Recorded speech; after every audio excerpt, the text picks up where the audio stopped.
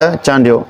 उहो त चए त साईं मुंहिंजा सवाल आहे त देवबंदी जी कोहणी हलाल आहे या न, उहो खाई सघिजे थो या न, उन्हनि जी दावत ते वञी सघिजे थो या न, रहनुमाई फरमाईंदा महिरबानी।